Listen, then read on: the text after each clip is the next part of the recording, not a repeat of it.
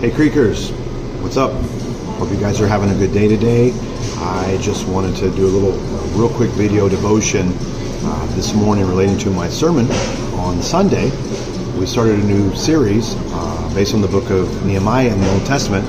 We started talking about having a God-given vision for your life.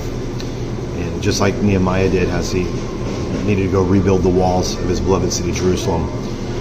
And I wanted to do this because I know a lot of times when a minister or a preacher or someone says something about, a God-given vision for your life, a God mission for your life, a lot of times we can begin to think of things like in these huge, grand terms and schemes and doing massive things for God, like on a grand scale. And that can get a little overwhelming sometimes because we're like, what, me? A lot of times and God does do that.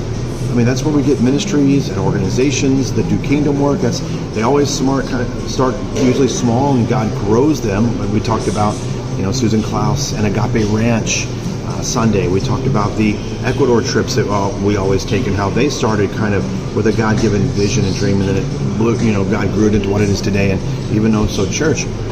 So God does do that. There's a lot of times when He places something on our hearts, gives us a God-given vision and dream, and He brings fruit to it, and it's awesome. But that's not necessarily normative for every single person. I did talk about 3 weeks ago how we should expect God to do something great in our lives. But sometimes the way we measure greatness is not necessarily the way God measures it in His economy. Sometimes greatness in the Lord is measured by faithfulness, tenacity and standing for Him, and that He can trust us and that we're obedient to His word. So I just wanted to send this message out as an encouragement to all of us that God uses us right where we are. And He places God-given visions for our lives a lot of times right where we are and asks us to be faithful in that step. I got some scriptures here on this napkin here where I'm at, and Proverbs 16:3 says, "Commit to the Lord whatever you do, and your plans will succeed." All right? So whatever we find ourselves doing, commit it to God.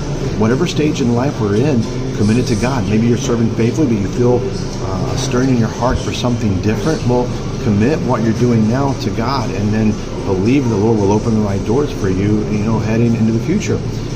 The Apostle Paul writes in the New Testament in Colossians 3, verses 23 and 24, "Whatever you do, work heartily for the Lord, not for man, knowing that from the Lord you will receive the inheritance as your reward, because," Paul writes, he continues, "you are serving the Lord Christ." God is looking for availability wherever we are in our lives. And He's looking for faithfulness in our lives as well. We can read the Old Testament and see the great King David and how awesome he was in Jewish history and as an amazing king. But do you know where God found him when he first was called? He was out tending the sheep as a shepherd. He was just kind of doing mundane, everyday work very faithfully, but he had a heart for the Lord, and God called him into that. So wherever you are, whatever you're doing, do it for God. Be faithful. And you know what? That might mean that God's vision for you, maybe you're a grandparent, and maybe your son or daughter, they're not serving the Lord, and so their kids are in the church. Maybe you feel like God's placed you in their lives to step up and be that spiritual influence in them. And that's the vision God has for you. Man, that's a grand and great thing. Maybe you're a parent. I mentioned these things Sunday morning, but maybe you're a parent and you want to raise godly children to take a stand for the Lord. That's awesome. Maybe you're an influencer, an entrepreneur, and God's placed in your heart to build a business that's completely different from the rest of the marketplace. And you want to shine a light through your company and through your business. Do that. Stand for the Lord, work hardly for Him.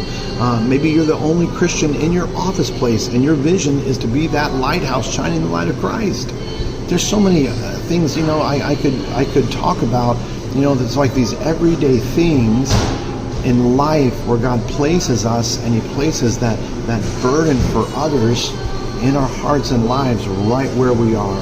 And there's some, as I was talking to somebody yesterday, Sunday, they were feeling a kind of a nudging in their heart, like I feel like there's something more well, then that's where you begin to pray and say, God, I'm going to be faithful where I am, but I'm going to be praying, I'm going to be listening to your voice, I'm going to be watching for open doors and see where you lead me. And that's the thing. It's, be faithful where God has placed you. Expect big things from God. Listen to his voice. Obey and listen to the nudgings and the promptings of the Holy Spirit, and allow God to open doors and shut doors for your life. But there was another mom that came up to me at the end of the service Sunday, and she was like, said something that was like, wow, it's awesome. She's like, I feel like the vision God has for me right now is to really pour into my kids, to raise them to know the Bible and to fear the Lord and to follow Jesus. And then, she continued, perhaps they will be the one that God calls to do something grand and big. That's awesome. And that happens. That happens. That's why God, wherever we are, God calls us to be faithful.